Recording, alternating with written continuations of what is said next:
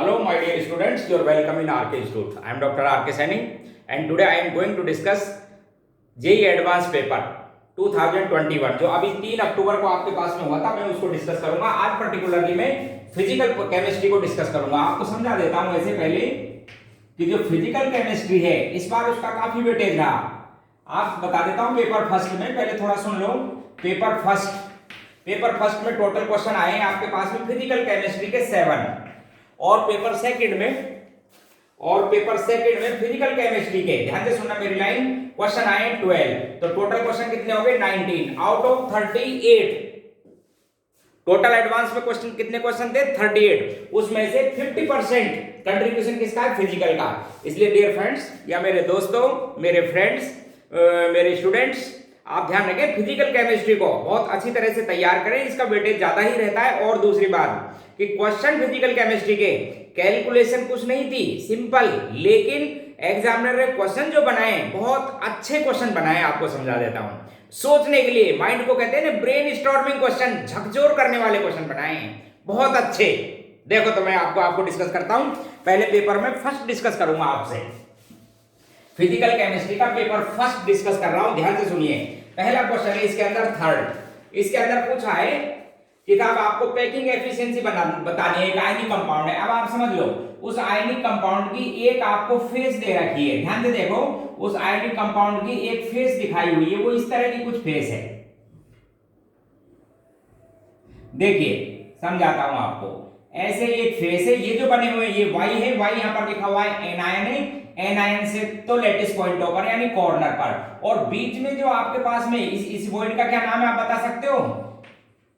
Square planar void है, ध्यान रखना आप। ये कैसे है स्क्वायर प्लेनर वॉइड, इसके अंदर रखा हुआ है कैटायन। आप देखो एक बार, एक आपको फेस दिखा रखे और उसके अंदर ये अरेंजमेंट है। बोले साहब इसका पैकिंग फ्रैक्शन निकालिए आप, तो पहले तो समझ लो एक फेस है और आपको पता है कितनी फेस होती है क्यूब के अंदर 6। तो कंट्रीब्यूशन बता देता हूं सबसे पहले। तो एक तो आप फेस में कैटायन जो है आपके पास में वो कहां पर रखे हुए हैं फेस के सेंटर में। 6 फेस है तो टोटल 3 तो आएंगे कैटायन। एनायन आपके पास में जो वाई है एनायन ये रखा हुआ है कहां पर कॉर्नर पर। कॉर्नर पर कंट्रीब्यूशन 1/8 और 8 टोटल कॉर्नर्स, इसलिए 1 टोटल पार्टिकल हो गए था 4।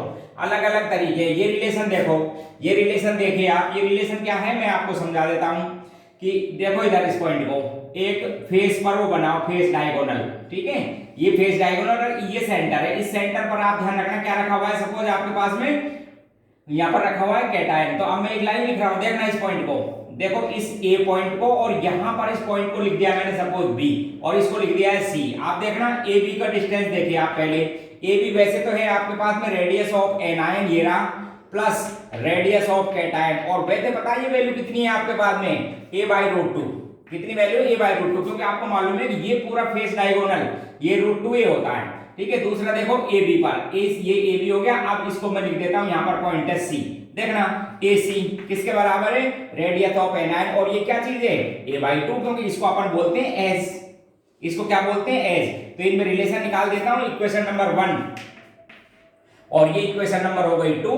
इक्वेशन 1 को डिवाइड कर दो आप इक्वेशन 2 से, तो आपके पास में वैल्यू आ जाएगी R positive upon R negative plus 1 equals to, देखो इधर ध्यान से, तो इसको डिवाइड करोगे तो ये वैल्यू आ जाएगी 2/√2। आगे माइनस इसको इधर कर लेना, तो ये आपके पास में एक रिलेशन आएगा रेडियस ऑफ कैटायन और रेडियस ऑफ एनायन, जो ऑक्टेट्राहेड्रल वॉइड में आता है ना, वही रिलेशनशिप आ जाएगा यहां से। वो इसलिए लाना जरूरी है क्योंकि आपको जो टोटल पार्टिकल है वो डिफरेंट टाइप के, ये तो हो गया था रिलेशन।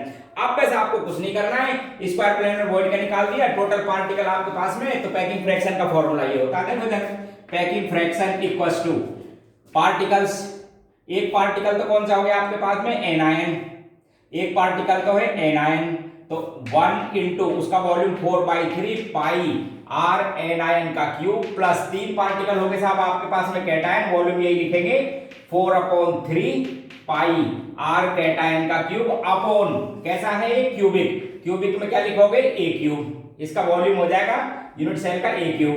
a की वैल्यू देखो आप, आपके पास में क्या है a की वैल्यू 2R, इधर देखो ये a है, ये भी एनायन है, ये भी एनायन, ये पूरा किसके बराबर है 2R के, यहां पर वैल्यू रख देता हूं 2R। तो देखिए 2R का क्यूब। अब समझो आप ध्यान से, यहां पर ये जो कैटायन है इसकी रेडियस को देखो, इस कैटायन की रेडियस को लिख देता हूं मैं एनायन से इतना मल्टीप्लाई करके, इस रेडियस को लिख सकता हूं 0.414 इंटू रेडियस ऑफ एनायन। ये वैल्यू यहां पर सब्स्टिट्यूट कर दो आप एनायन का, उसका क्यूब कर देना।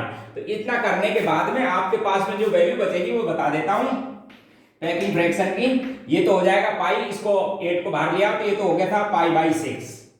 आगे क्या क्या है उधर देखो, तो यहां पर वो वैल्यू पुट करो क्यूब के साथ, और इसमें से आर नेगेटिव, आर जो एनायन है उसको कॉमन लो, आर एनायन ये भी एनायन था इसलिए ये तो कैंसिल हो जाएगा, तो ये बचेगा 1 + 3 इंटू 0.414 का क्यूब।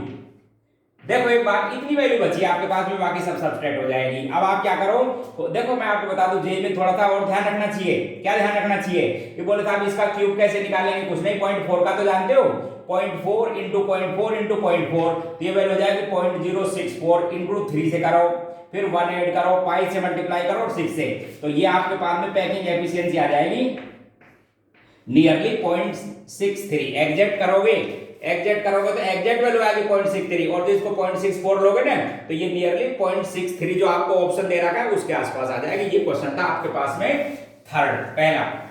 सेकंड क्वेश्चन देखो, पेपर फर्स्ट डिस्कस कर रहा हूं पहले। क्वेश्चन नंबर इसके बाद में जो नेक्स्ट दिया हुआ है फिजिकल केमिस्ट्री का, हाँ बढ़िया क्वेश्चन। क्वेश्चन 6 और 7 एक ग्राफ बना रखा है। देखो एक बार पहले तो एक रिएक्शन लिख रखा है, आप समझना उसको। एक सॉलिड रिवर्सिबल रिएक्शन है, Y भी सॉलिड। इससे पहले वाले लेक्चर में मैं आपको हालांकि इसको डाल चुका हूं, लेकिन एक साथ यदि किसी को देखना है तो उसको देखो Z। तो आप समझना इस रिएक्शन में ये भी सॉलिड और ये गैस, तो इस रिएक्शन का जो Kp होगा किसके बराबर होगा, pressure of Z। Standard condition में आप क्या करोगे, स्टैंडर्ड प्रेशर जो 1 बार है उसके रेस्पेक्ट में लिखा जाता है, तो आप इसको ये तो लिखेंगे Kp। अब आपको मालूम है एक relation Ln equilibrium constant standard condition में minus delta H reaction upon RT plus delta S not entropy upon R, ये आपके पास में रिलेशन है। अब आप ध्यान से देखो, वो जो ग्राफ बना रखा है उसको मल्टीप्लाई कर रखा है 10⁴ से, यानी आप क्या करो, ये ग्राफ बना हुआ है Ln Kp में, और इसके अंदर ये ग्राफ है। देखिए यहां तो ले रखा है Ln Kp upon P not, वो Kp इसके लिए लिख रखा है प्रेशर के लिए, ये वाला, ठीक है। और ये टेम्परेचर 10⁴ डिवाइड बाई T कर रखा है, तो आप सब में सॉल्व करने के लिए 10⁴ कर लेना, इसको भी क्या कर लेना 10⁴ कर लेना, और इसको भी क्या कर लेंगे आप 10⁴। तो ये ग्राफ बना रखा है, समझ गए। तो इसका स्लोप जो दे रखा है आप देखो इधर, इस तरह का कोई ग्राफ है, ये y एक्सिस है और ये x है। यहां पर वैल्यू लिख रखी था, एक तो -3, एक है -7, इधर वैल्यू है 10 और ये वैल्यू है 12, ठीक है। तो ये इक्वेशन हो गई y बराबर mx प्लस ct। आते रहते हैं वैसे, ये क्वेश्चन आपको समझा दूं। पहला क्वेश्चन तो पूछा है इसके अंदर एंथैल्पी, तो एंथैल्पी कैलकुलेट करने के लिए आपको क्या चाहिए, एक्चुअल में इसके बराबर mx के बराबर, यानी आपको इसका चाहिए इंटरसेप्ट। तो इंटरसेप्ट निकाल देता हूं इसका, देखो इंटरसेप्ट देखिए आप इसका, और इंटरसेप्ट से तो आ जाएगी एंट्रोपी, और जो स्लोप है वो देगा इसकी एंथैल्पी को। तो स्लोप चेक कर लेते हैं, तो स्लोप की वैल्यू था -4, ऐसे निकालोगे y2 y1 upon x2 x1 equals to, ये इसका स्लोप किसके बराबर है, ये आपके पास में minus delta H not upon RT, इसके बराबर है, ये ध्यान से देख लो, ठीक है ना। तो ये वैल्यू दे रखी है आपको क्वेश्चन में, ये तो दे रखी है 4 -3, तो ये हो जाएगी -4, तो ये हो जाएगा 4 × 10⁴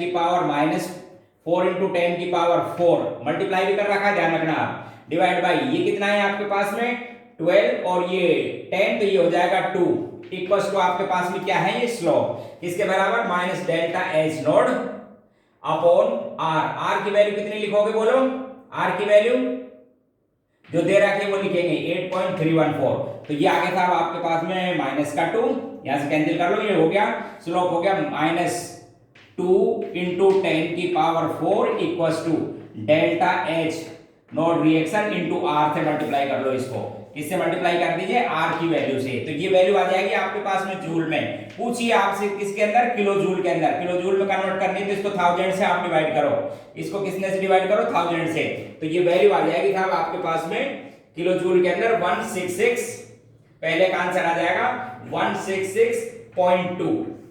166.2 की वैल्यू आ जाएगी आपके पास में फर्स्ट से। एक्चुअल वैल्यू तो आएगी, आपको समझा देता हूं, 166.28।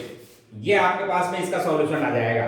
क्लियर? ये हो गया था डेल्टा एच। फिर एक चीज और पूछिए, डेल्टा एस। एक भाई और पूछा है ना नेक्स्ट क्वेश्चन में, डेल्टा एस। अब डेल्टा एस की बात करोगे तो वो किसके बराबर था? इसके इंटरसेप्ट के बराबर। तो इंटरसेप्ट है y बराबर आप निकालेंगे mx प्लस सी।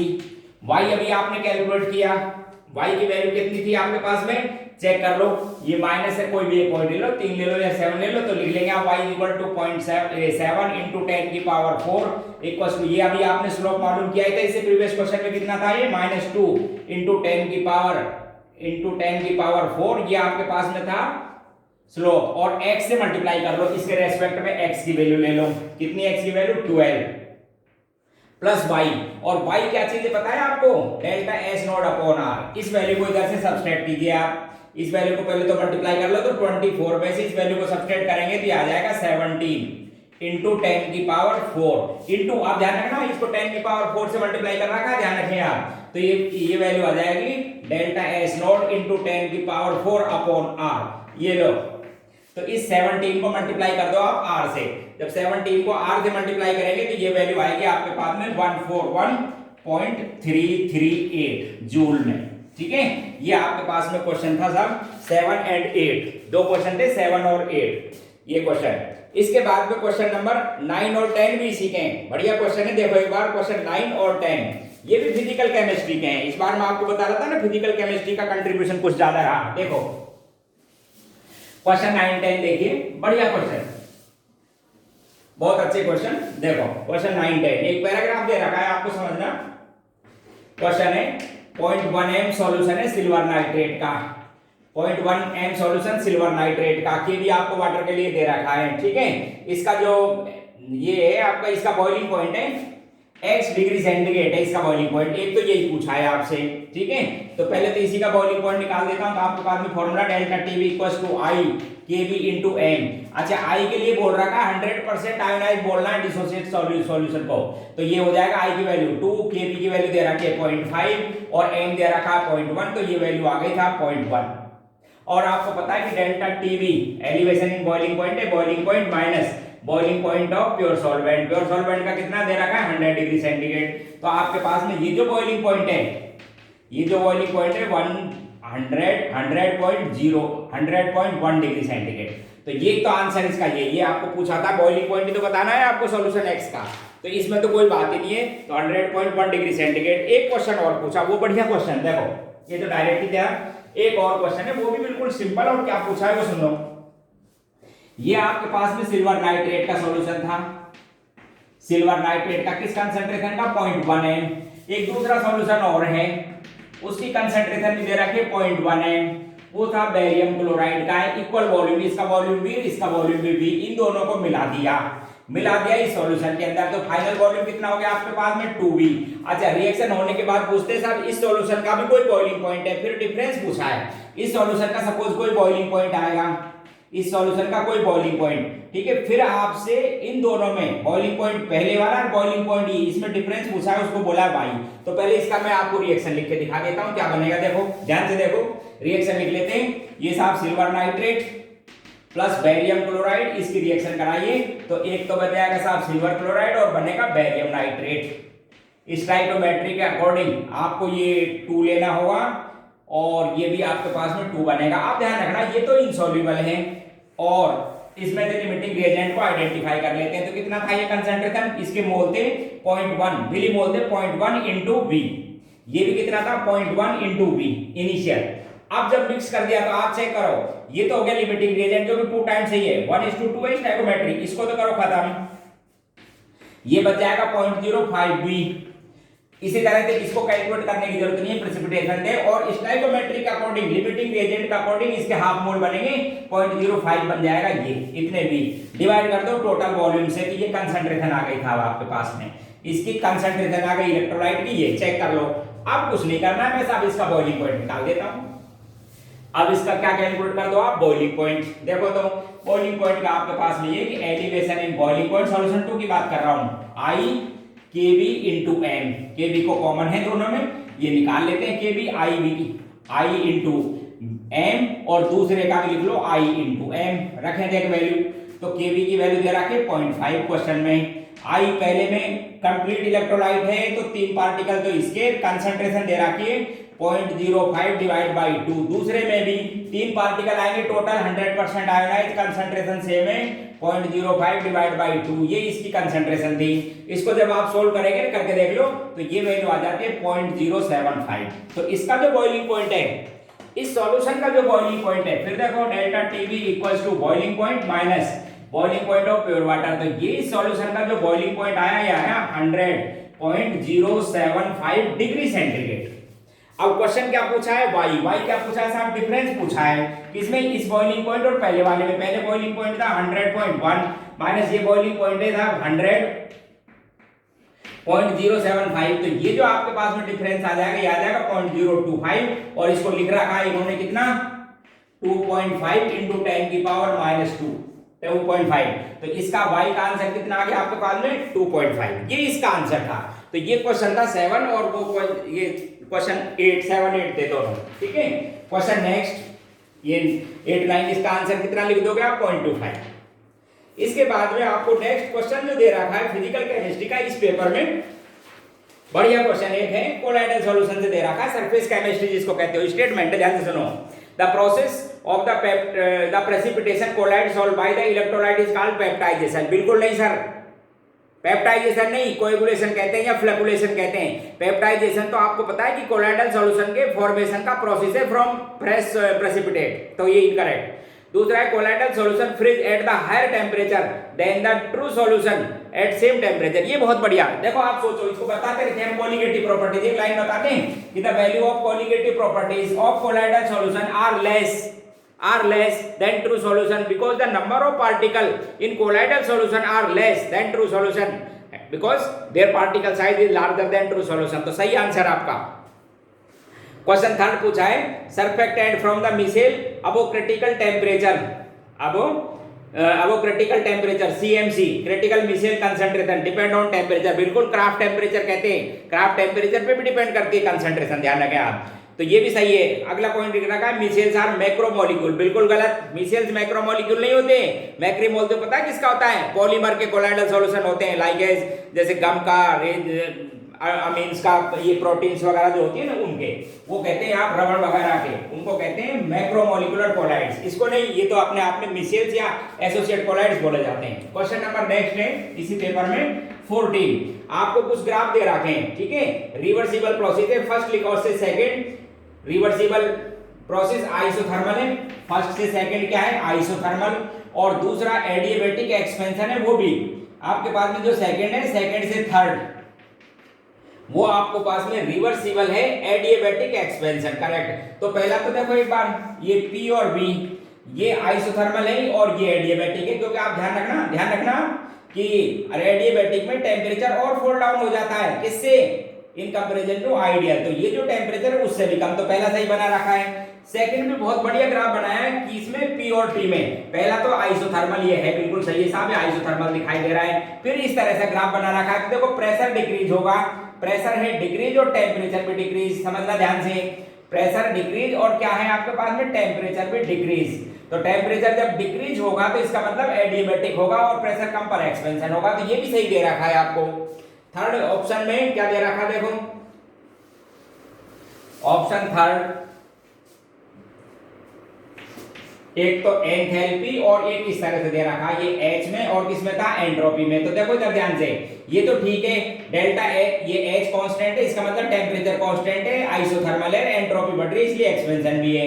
लेकिन ये जो प्रोसेस दे रखा है सेकंड, ध्यान से देखो, एडियाबैटिक तो है, क्योंकि एंट्रोपी क्या है इसमें कांस्टेंट, एडियाबैटिक है, रिवर्सिबल भी है, लेकिन इसके अंदर जब एंथैल्पी इंक्रीज होगी तो टेम्परेचर इंक्रीज, और टेम्परेचर जब इंक्रीज होता है, एडियाबैटिक में टेम्परेचर इंक्रीज होता है तो एक्सपेंशन नहीं, कंप्रेशन होता है, इसलिए ये इनकरेक्ट है आपके पास में। ठीक है, थर्ड ऑप्शन इनकरेक्ट था। फोर्थ ग्राफ भी बना रखा है, देखो ग्राफ एक फोर्थ कोड देखो, ये टेम्परेचर और एंट्रोपी, बढ़िया क्वेश्चन। तो पहला तो ये आइसोथर्मल आपको दिखाई दे रहा है, फिर क्या है एंट्रोपी, देखो इधर ध्यान से, आइसोएंट्रोपिक प्रोसेस है, एडियाबैटिक हो गया, रिवर्सिबल भी दे रखा है। अच्छा अब समझना ध्यान से, इसमें टेम्परेचर कम, टेम्परेचर क्या हो रहा है डिक्रीज, जब टेम्परेचर डिक्रीज होगा तो means expansion, in case of adiabatic reversible process, उसी में होता है एक्सपेंशन, ध्यान रखना, टेम्परेचर कम, तो ये भी सही है आपके पास में। तो इसके अंदर तीन ऑप्शन सही थे, ए बी डी, क्वेश्चन था ये 14। इसके बाद में नेक्स्ट फिजिकल केमिस्ट्री का क्वेश्चन है इस चैप्टर, इसमें तो इस पेपर में तो ये क्वेश्चन थे साथ, ठीक है। अगला देखो आप नेक्स्ट क्वेश्चन, नेक्स्ट पेपर देखिए, उसमें फिजिकल केमिस्ट्री के कौन कौन से क्वेश्चन पूछे उनको मैं आपको बताता हूं। देखो नेक्स्ट फिजिकल केमिस्ट्री का पेपर सेकंड, इसमें बहुत क्वेश्चन आए, ठीक है। पेपर सेकंड में देखो फिजिकल केमिस्ट्री के क्वेश्चन बता रहा हूं, इसमें सबसे पहला क्वेश्चन आया क्वेश्चन नंबर 3, बढ़िया क्वेश्चन लिखा हुआ है। देखो एक रिएक्शन दे रखी थी 2x + y = क्या बना रखा था प्रोडक्ट, और इसका रेट कांस्टेंट लिख रखा था k। अब देखना ध्यान से, इसकी रेट जो मैं लिखूंगा आप एक बार देखो, -dx/2dt, 2dt ध्यान रखना, = change in concentration y/dt, stoichiometric coefficient से डिवाइड कर दिया करो, और ये प्रोडक्ट है dp/dt, ये इक्वल रेट है, और आपको इसकी रेट दे रखी है, कितनी दे रखी है वो क्वेश्चन में, k into concentration of x power 1 है, इसलिए फर्स्ट ऑर्डर रिएक्शन ये गिवन है, देख लो एक बार ध्यान से, आपको ये वैल्यू गिवन है क्वेश्चन में, और मैंने इस रिएक्शन को देख के इस तरह से नोट कर दिया इसको। अब आपसे चार स्टेटमेंट, अच्छा आप क्या दे रखे थे वो सुन लो, आपको एक कंसंट्रेशन दे रखी है 2x + y = p, इनिशियल मोल दे रखे थे इसके 2, इसका 1, ठीक है, इनिशियल का मतलब शुरू में, t जब 50 सेकंड है तो उस समय इसकी वैल्यू बता रहे था 0.5 बची, तो इसका मतलब 0.5 डिसोसिएट हुआ तो इसमें से 1 हो जाएगा, तो ये बचेगा 1, और इसकी भी बात करें तो ये बन जाएगा 0.5, ठीक है। तीन चार ऑप्शन पूछे, पहला the rate constant k of this reaction, तो रेट कांस्टेंट निकाल देता हूं, देखो यहीं से देखना आप ध्यान से, रेट कांस्टेंट को सॉल्व कर देता हूं, अपॉन 2dt = k × x, ठीक है, इस 2 को इधर ले जाओ, इस आप क्या करो, इस x को के साथ में इसका इंटीग्रेट कर दो, dt लेके इंटीग्रेट कर देंगे तो आपके पास में इक्वेशन आएगी फर्स्ट ऑर्डर की 2kt = ln initial concentration upon concentration of x time t।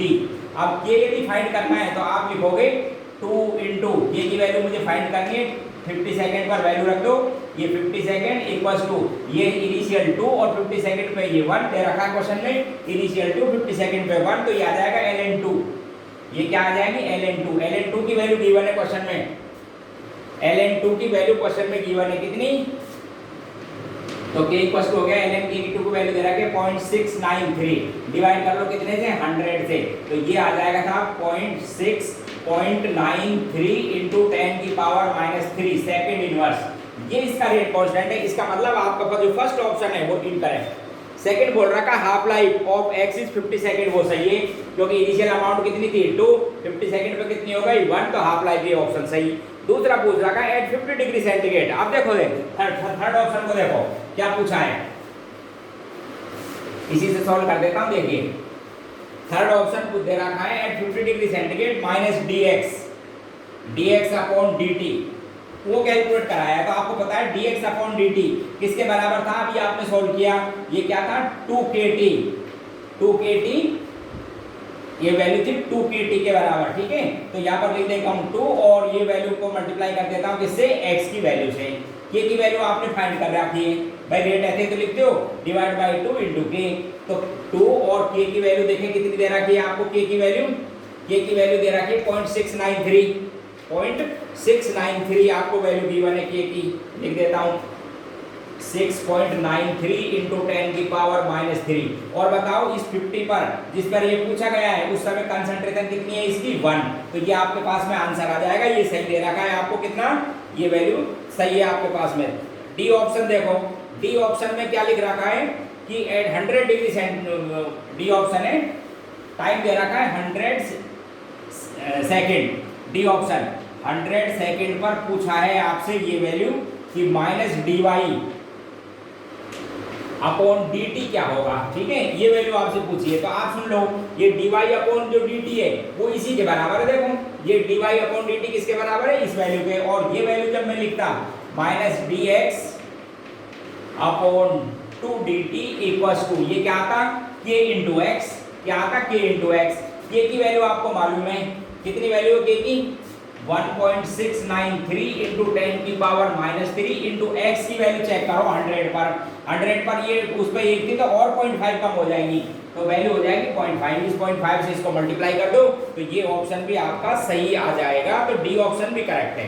Clear, ये क्वेश्चन था आपके पास में पेपर सेकंड का थर्ड क्वेश्चन। फिर इसके बाद में क्वेश्चन दे रखा है 4, उस क्वेश्चन 4 को समझिए आप। क्वेश्चन नंबर 4 समझिए क्या लिखा हुआ है, बहुत बढ़िया क्वेश्चन, इलेक्ट्रोकेमिस्ट्री का क्वेश्चन है। अच्छा देखो, ये आपसे लिख रखा है साहब, ये एक सॉल्यूशन है जिसमें x की कंसंट्रेशन दे रखी है y की। अच्छा लास्ट में एक सेंटेंस दे रखा है कि in this result in dissolution of x, तो x को तो डिसोल्व करो आप, तो ये तो बन जाएगा x+2 में 2 इलेक्ट्रॉन बाहर, इसकी कंसंट्रेशन दे रखी है।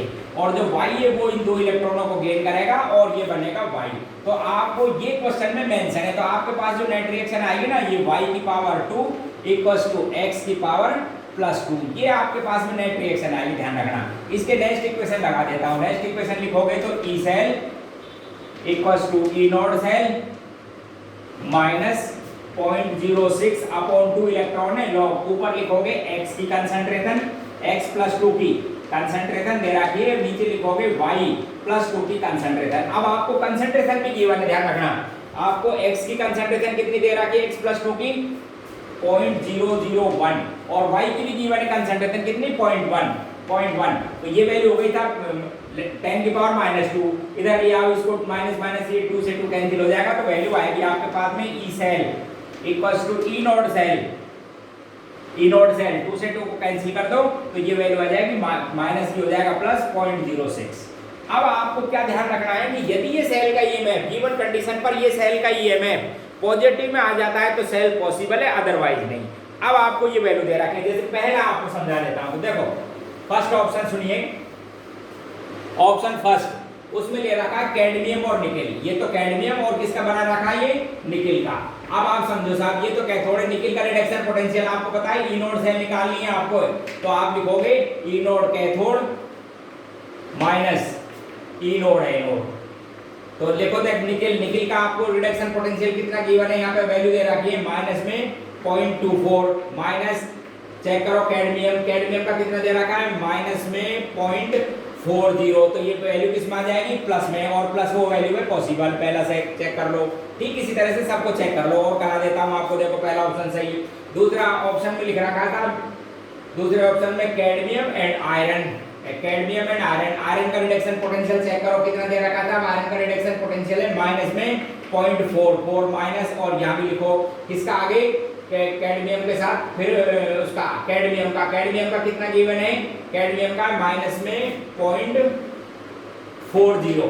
ठीक है, तो इसको चेक करो तो ये वैल्यू आ गई आपके पास में माइनस में 0.04 और उधर वैल्यू है प्लस में 0.06 एंड हेंस यहाँ पर भी ये मैप आपके पास में प्लस में आ गया 0.02 and hence this cell is also valid, या ये भी वर्क करेगा, ये भी पॉसिबल है। तो ऐसे आप इसको चेक करेंगे। थर्ड को भी चेक करा देता हूं, देखो सभी को चेक करा देता हूं, देख लो ये भी पॉसिबल था, ध्यान रखना।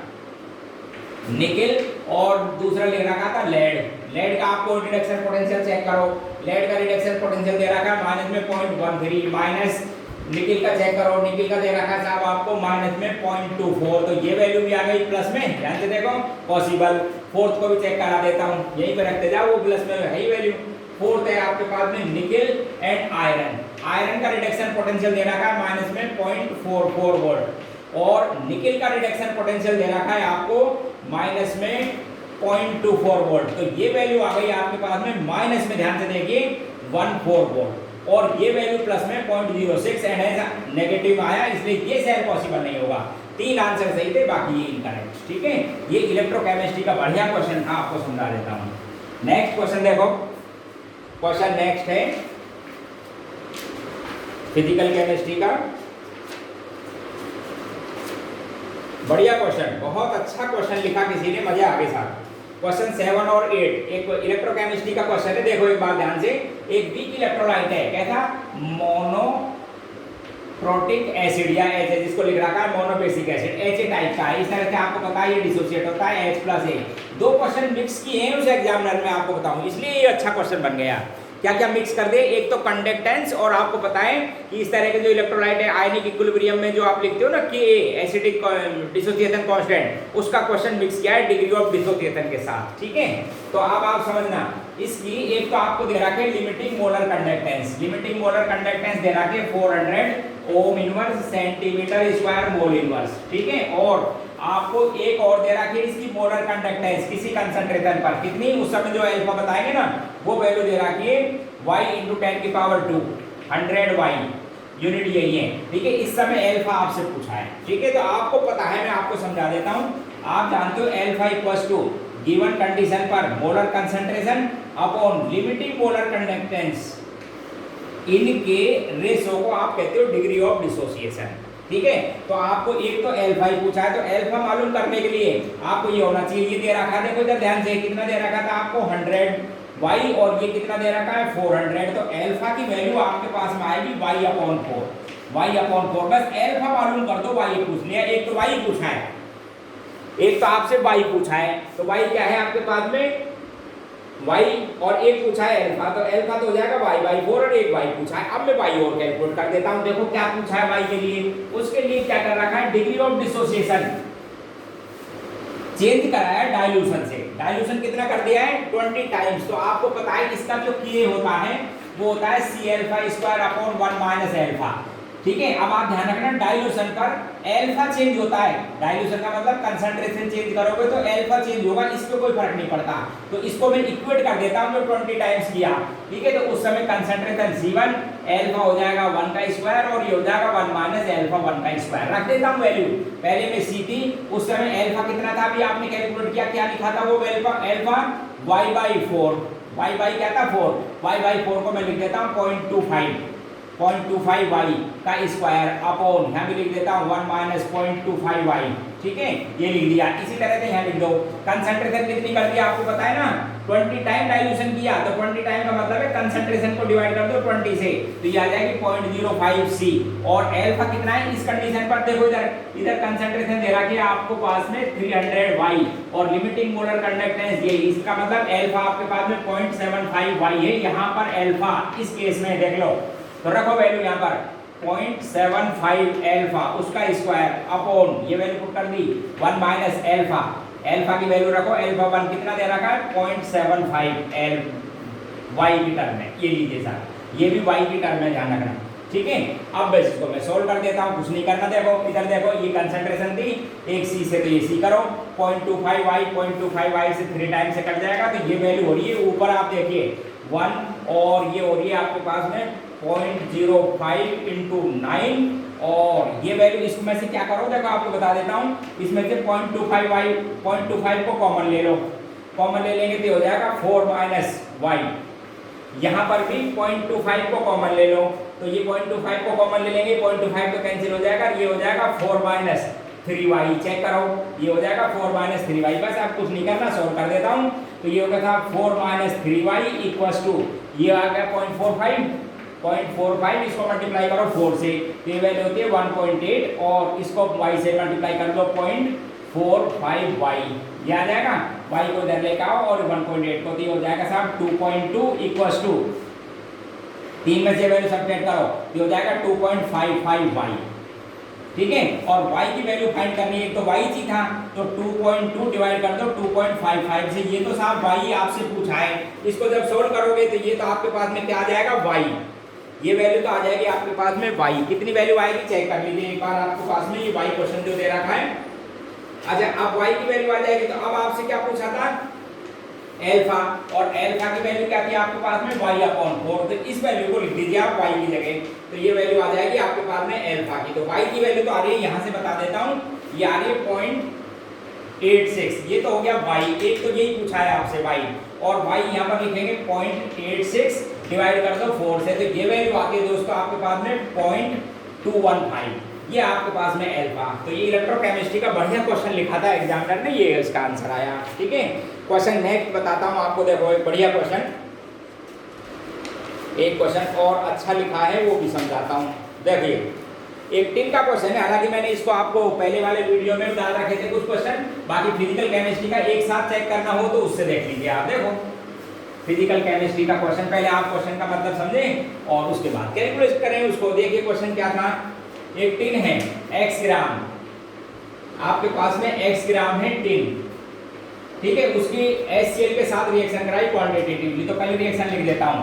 HCl के साथ रिएक्शन कराएंगे तो पहले बनता है ये SnCl2 और हाइड्रोजन बाहर निकलती है। ये जो हाइड्रोजन है इस पॉइंट पर बनती है ना, इसको नेसेंट कहते हैं, जो आगे नाइट्रोबेंजीन को रिड्यूस कर देगी। अच्छा इस क्वांटिटेटिवली का मतलब समझते हो, स्टोइकोमेट्री का अकॉर्डिंग, तो आप क्या करो यहाँ पे 2 लो, ठीक है। फिर कहते हैं कि साहब ये जो हाइड्रोजन गैस बनती है वो इस नाइट्रोबेंजीन को रिड्यूस कर देगी, तो रिड्यूस करेगी, ये रिएक्शन आपको आनी चाहिए थी। इससे क्या बन जाता है, एनिलीन, एनिलीन प्लस 2 वाटर बाहर निकल जाएंगे। और एनिलीन आपको पता है साहब बेसिक है और HCl एसिडिक है, इसलिए जो सॉल्ट है वो एनिलीनियम क्लोराइड बनेगा। तो आपके पास में यहाँ ये रिएक्शन ऑर्गेनिक केमिस्ट्री से मिक्स करके क्वेश्चन बना दिया है, एनिलीनियम क्लोराइड, ठीक है। अब आपको इसकी वैल्यू दे रखी है, देखो इधर दे रखा है एनी, ये जो सॉल्ट बना 1.298 ग्राम है, तो यहाँ से मोल फाइंड कर लेता हूँ। पहले तो मोल निकाल देता हूँ, इसका सपोज ये मोल है तो इसका भी यही आएगा, समझ लो इसका भी यही आएगा, और ये वैल्यू आपको मल्टीप्लाई करनी पड़ेगी 3 से, इसलिए इसके मोल कितने आ जाएंगे 3A। चेक करो, यदि आपके पास में ये मोल A है मोल्स के रेस्पेक्ट में, तो टिन के कितने मोल आएंगे 3A। तो बस ये दो चीज पूछी है आपसे, एक तो आपसे ये पूछा है ये Y, एक तो पूछा है आपसे Y पूछा है नाइट्रोबेंजीन के बारे में, तो इसके मोल आपको दे रखे हैं। देखो कितनी अमाउंट दे रखे हैं, मोल के लिए 1.29, और इसका मॉलिक्यूलर मास भी मालूम करो, ये होता है 129। चेक कर लो, सबको ऐड कर लेना। कार्बन हो गए 6, एक नाइट्रोजन, हाइड्रोजन 8 और एक क्लोरीन। क्लोरीन का मास पता है कितना लिखा हुआ है यहाँ पे 35, आपको आंसर सेट कराने के लिए। अरे बहुत अच्छा क्वेश्चन। क्लोरीन का वेट एग्जामिनर ने लिखा है 35 होल नंबर में, तो होल नंबर में लिखोगे तो मॉलिक्यूलर मास, इसलिए 0.01 मोल है, आप ध्यान रखो। तो ये वैल्यू भी 0.01 है, 0.01 मोल है। अब आपसे वेट पूछा है Y, तो इसको डिवाइड कर दो, इसके मॉलिक्यूलर मास से वो होता है 123। चेक कर लीजिए नाइट्रोबेंजीन का, तो एक आंसर Y की वैल्यू तो हो गया था 1.23, एक तो ये है, और यहाँ पर है 3A, और A की वैल्यू कितनी थी 0.01, तो 3 × 0.01, ये वेट पूछा है X, और इसका मास दे रखा है आपको 119, तो X की वैल्यू आ जाएगी आपके पास में इस जगह से, समझ रहे हो। इससे क्या आ जाएगी आपके पास में X की वैल्यू फाइंड कर सकते हो इस क्वेश्चन के अंदर, ठीक है। ये आ जाएगा 3.57 ग्राम, ये आ जाएगा आपके पास में X, और Y की वैल्यू आ गई थी, ठीक है। बढ़िया क्वेश्चन था इलेक्ट्रोकेमिस्ट्री का। इसके बाद एक क्वेश्चन और देखो इधर, ये क्वेश्चन फिजिकल केमिस्ट्री का ये, और लॉ ऑफ इक्विवेलेंस के कॉम्बिनेशन से बनाया हुआ है। थोड़ा तक आपको ऑक्सीडेशन रिडक्शन की नॉलेज होनी चाहिए थी, और कुछ नहीं। देखो एक सैंपल है जिसके अंदर 5.6 ग्राम कोई सैंपल है, उसमें आयरन है। वो क्या कहता है कि आयरन HCl से रिएक्शन करेगा तो साहब FeCl2 बनाना है, हाइड्रोजन गैस को बाहर कर देना है। इस अब ये जो सॉल्यूशन है आपके पास में FeCl2, इसको बना दिया इन्होंने 250 ml। ध्यान से देखो क्वेश्चन को, और इसमें से 25 ml लिया और KMnO4 एसिडिक KMnO4 से साथ क्या करा दिया, इसको ऑक्सीडाइज। तो आपको पता है ना कि जो फेरस है वो एसिडिक KMnO4, एसिडिक मीडियम में KMnO4 थे ऑक्सीडाइजिंग एजेंट है ये, इसमें कन्वर्ट हो जाता है Fe+3 में, एसिडिक मीडियम में Mn का रिडक्शन हो जाता है +2 से। बस लॉ ऑफ इक्विवेलेंस लगा दो, इसके इक्विवेलेंट रिड्यूसिंग एजेंट के इक्वल्स टू इक्विवेलेंट या gram equivalent of oxidising agent, इसकी वैल्यू दे रखी है। देखो इधर इसको n फाइंड कर लेता हूं, इसका वॉल्यूम लिखा हुआ है 25 ml, डिवाइड कर लो 1000 से, यहाँ भी इसके n दे रखा था, n का m दे रखा है 0.03, x फैक्टर 5 हो गया, n वॉल्यूम कितना लिया 12.5 डिवाइड बाय 1000, कुछ नहीं करना होता है। तो यहाँ से आपके पास में n आ जाएगा, किसका n आ जाएगा, इस फेरस का, आयरन का नॉर्मेलिटी आ जाएगी। आपको बता दूं आयरन की नॉर्मेलिटी x फैक्टर 1 है, तो आयरन की Fe+2 की नॉर्मेलिटी और मोलरिटी सेम है। यहाँ से आप इसको सॉल्व कर लो तो ये आयरन की नॉर्मेलिटी आ जाएगी आपके पास में।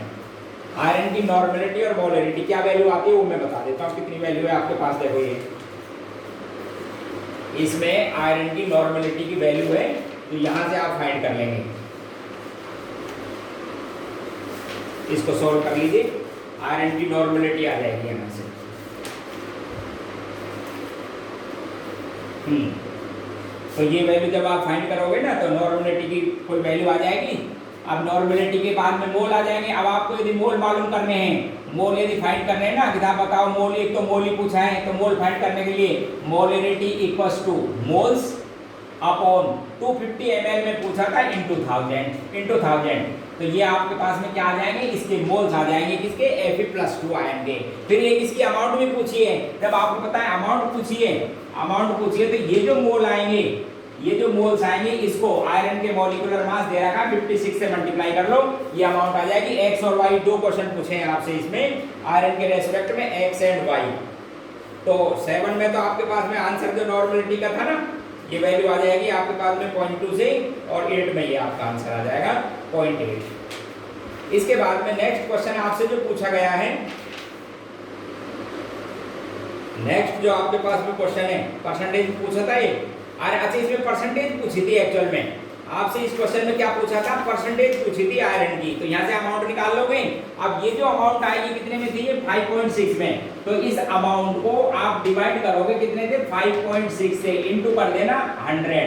ये आपके पास में परसेंटेज आ जाएगी किसकी, इसमें आयरन की। तो दोनों के आपके पास में इस तरह से क्वेश्चन हो जाएंगे, अमाउंट और ये परसेंटेज। तो अमाउंट ये परसेंटेज आएगी, आपको समझा देता हूँ, सॉल्व कर लेना। 18.75% तो आएगा ये। और ये जो वैल्यू थी आपके पास में नॉर्मलिटी की, ये वैल्यू आ रही थी साहब 0.075, 0.075। तो 0.075 लिखे यहाँ पर मोल आ जाएंगे आपके पास में, 1/4 से आप डिवाइड कर देना, तो ये मोल्स आ जाते हैं आपके पास में।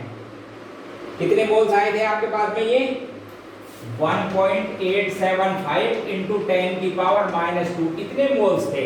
अब ये मोल हो गए, इसको मल्टीप्लाई कर लो 56 से, अमाउंट आ जाएगी। ये क्वेश्चन था इलेक्ट्रोकेमिस्ट्री का। एक बढ़िया और क्वेश्चन देखो, एक और बढ़िया क्वेश्चन लिखा फिजिकल केमिस्ट्री का। हाँ, उसके अंदर क्या है, कुछ डेटा दे रखे हैं फॉर्मेशन के लिए, बिल्कुल सिंपल है। वैसे तो मैं आपको समझा दूं, कुछ ज्यादा कुछ करना नहीं है, लेकिन एक बार फिर देख लो। एक मैच का कॉलम दे रखा है, वहां पर एक तो बॉन्ड डिसोसिएशन एनर्जी और कुछ है, तो आप समझना ध्यान से। सबसे इजी जो फॉर्मेशन होता है उसकी बॉन्ड डिसोसिएशन एनर्जी सबसे कम, तो सबसे मोस्ट स्टेबल जो फ्री रेडिकल बनेगा वो बनेगा बेंजाइल। इसका मतलब इसकी एनर्जी सबसे कम वाला ऑप्शन चेक करना है। तो R के साथ ऑप्शन सबसे कम कौन सा आएगा आपके पास में, ये वैल्यू दे रखी थी, सॉरी Q, तो Q के साथ में सबसे कम वैल्यू कौन सी है, 4 की 88, इसलिए अच्छा सबसे कम तो इसके लिए। फिर इससे थोड़ी ज्यादा वैल्यू पता है किसके लिए आएगी, इथाइल के लिए, फिर इनका फॉर्मेशन के लिए इथाइल के लिए। उससे थोड़ी ज्यादा और किसके आ जाएगी आपके पास में, विनाइल के लिए, उसके बाद में विनाइल के लिए। और सबसे ज्यादा जो वैल्यू आएगी आपको समझा दूं, वो आएगी एसिटिलीन का जो फ्री रेडिकल बनेगा इसके लिए। बस तो वो मैच कर दो, तो ऑप्शन मेरे वाले पेपर में फर्स्ट आंसर सही है। फिर इसके बाद एक क्वेश्चन और है, थर्मोडायनेमिक्स का ही क्वेश्चन है। देखो कुछ नहीं करना है, उसमें भी 4 ऑप्शन दे रखे, एक रिएक्शन लिखी हुई है, CH4 plus chlorine gives CH3Cl plus HCl, इसकी रिएक्शन है, ठीक है। अब आप देखो इसमें पहला पूछा है कि इनिशिएशन स्टेप इन एक्सोथर्मिक और डेल्टा H, तो इनिशिएशन तो आपको पता है क्लोरीन से होगी, ये इसका इनिशिएशन स्टेप है। 2Cl बनेंगे बॉन्ड एनर्जी, तो समझ लो ये स्टेप है इसका इनिशिएशन। तो ये एक्सोथर्मिक नहीं एंडोथर्मिक है, आपको हीट देनी पड़ेगी, प्लस ये जो 58 और समथिंग, ठीक है 58 किलो कैलोरी, तो पहला ऑप्शन गलत है। फिर क्या करोगे आप, आगे देखो, जब ये मीथेन पर ये फ्री रेडिकल अटैक करेगा तो यहाँ से बनेगा साहब आपके पास में मिथाइल क्लोराइड, एक तो बन जाएगा मिथाइल फ्री रेडिकल और HCl बाहर निकल जाएगा। बोले इसकी हीट बतानी है, ये सेकंड स्टेप था प्रोपगेशन का। थर्ड में क्या होगा वो भी समझा देता हूँ, एक बार लिख देता हूँ। थर्ड की फिर रिएक्शन फिर क्लोरीन से कराना, तो बन जाएगा CH3Cl और फिर फ्री रेडिकल बन जाएगा। इन दोनों को ऐड कर दोगे तो नेट आ जाएगी। तो नेट रिएक्शन स्टेप सेकंड और थर्ड को जब ऐड कर दोगे तो ये नेट रिएक्शन ये वाली आ जाएगी, चेक कर लेना आप, ठीक है। तो सेकंड की निकालता हूँ। सेकंड में देखो क्या किया है, एक तो इस बॉन्ड को ब्रेक किया है, इस बॉन्ड के ब्रेक करने पर आपको एनर्जी की कुछ वैल्यू दे रखी है, देखना CH4 के इस बॉन्ड को जब ब्रेक करते हो तो ये एनर्जी दे रखी है साहब 195, इसके लिए निकाल रहा हूँ डेल्टा H, ये वैल्यू दे रखी है इस बॉन्ड को ब्रेक करने के लिए 105 माइनस इस HCl का बॉन्ड बना है, HCl के बॉन्ड की फॉर्मेशन की जो एनर्जी आपको दे रखी है, फॉर्मेशन दे रखी है वो 103, तो ये वैल्यू प्लस साइन के साथ में कितना आ गया 2 किलो कैलोरी का। इसका मतलब प्रोसेस कैसा हुआ, ये एंडोथर्मिक, ये प्रोसेस हुआ एंडोथर्मिक, जबकि इसमें लिख रखा है एक्सोथर्मिक, तो इनकरेक्ट है ये, ठीक है। अच्छा सेकंड इसको भी चेक करा देता हूं, देखो इसकी एंथैल्पी भी चेक करा देता हूं। ये सेकंड की हो गई, इस थर्ड की देख लो। थर्ड में बोलो क्या बना है, एक तो Cl2 का बॉन्ड ब्रेक किया है, इसकी वैल्यू दे रखी है आपको 58 माइनस एक ये बॉन्ड बना है CH3Cl का।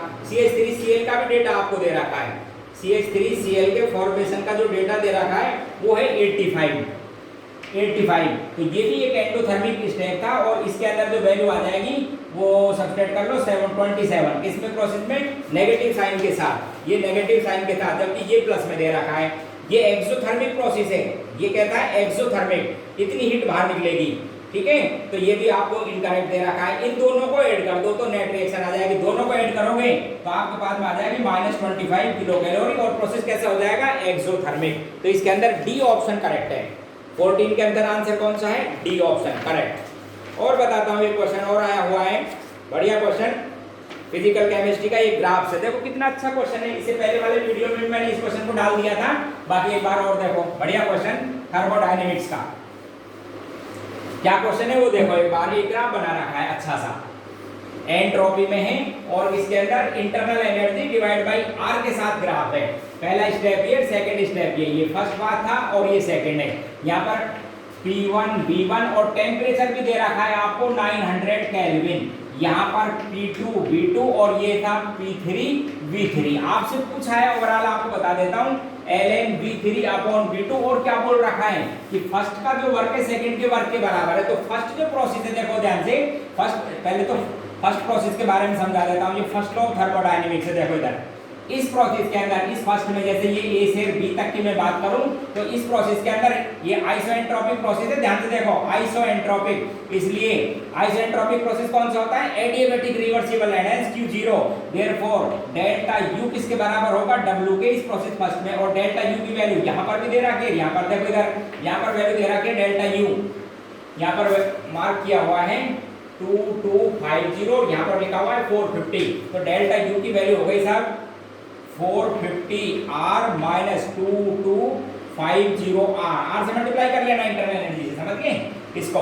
तो ये वैल्यू आ जाएगी आपके पास में -1800 R इक्वल्स टू क्या चीज है, ये डेल्टा U, और ये क्या चीज है, फर्स्ट स्टेप का वर्क है।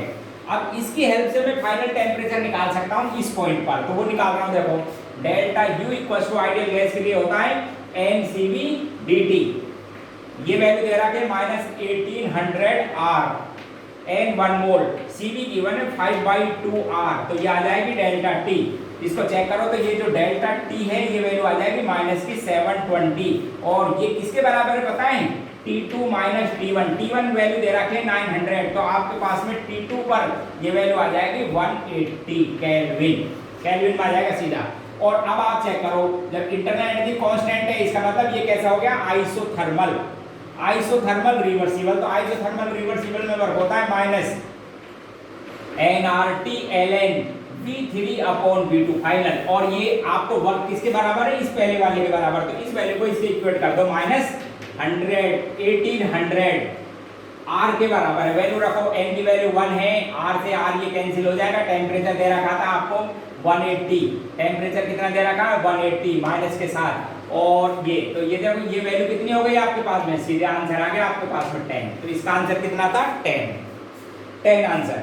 एक और क्वेश्चन था सेकंड पेपर में थर्मोडायनेमिक्स का। थर्मोडायनेमिक्स तो क्या, एटॉमिक स्ट्रक्चर था, डे ब्रोगली से क्वेश्चन लिया था। देखो इधर डे ब्रोगली इक्वेशन से क्वेश्चन है। एक आपको दे रखा है हीलियम एटम, एब्जॉर्ब करता है फोटोन, वेवलेंथ दे रखी है 330 nanometre, the change in velocity centimetre पर सेकंड में बतानी है एटम आफ्टर फोटोन एब्जॉर्प्शन। तो आपको देखो डे ब्रोगली के बारे में बताऊं, वो होता है H/P।